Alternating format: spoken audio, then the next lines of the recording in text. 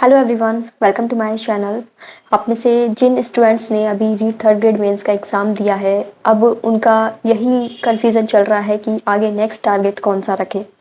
देखो, अब आगे आपके पास सेकंड ग्रेड का भी ऑप्शन है जो कि जुलाई में होने वाला है, और एक अब सबसे बड़ी भर्ती एलडीसी की आ रही है।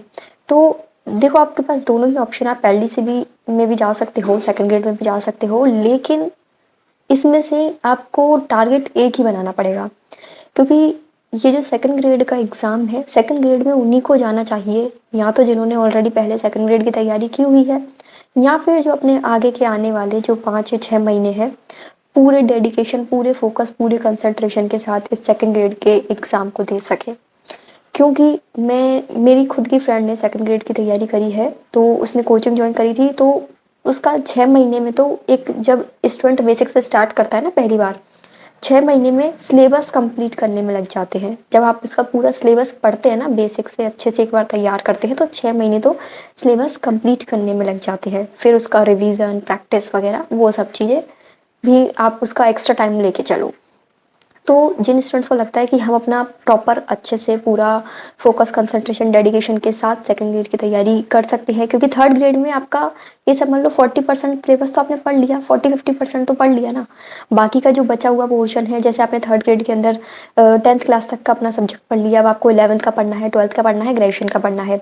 उधर आपको फर्स्ट पेपर के अंदर अपना इंडिया जी के पढ़ना है, वर्ल्ड जी के पढ़ना है, वो वाली चीज़ें एक्स्ट्रा पढ़नी है। तो जो जो एक्स्ट्रा यदि पढ़ना है, तो 50% हम मान लें, 60% मान लो, वो हम 5 महीने में शायद कवर कर लें। लेकिन कवर करने के साथ-साथ हमें उसका रिवीजन, प्रैक्टिस, अच्छे लेवल की जो क्वेश्चन प्रैक्टिस है वो भी ज़रूरी है ना? तो वो सब चीज़ें मिला के यानी 5 महीने आपको अच्छे से ही देने पड़ेंगे यदि सेकंड ग्रेड की ही तैयारी करनी है।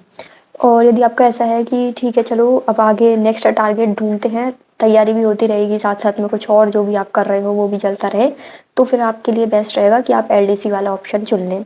एलडीसी में सबसे बड़ी वैकेंसी हो रही है ये 10,000 पदों पर, यानी नंबर ऑफ पोस्ट भी अच्छी है, और आपके लिए एक अच्छा मौका है। एलडीसी के लिए आप मतलब कम टाइम में भी, हालाँकि आपके पास काफ़ी अच्छा टाइम है, आप आराम से एलडीसी की बहुत ही अच्छे तरीके से तैयारी कर सकते हो।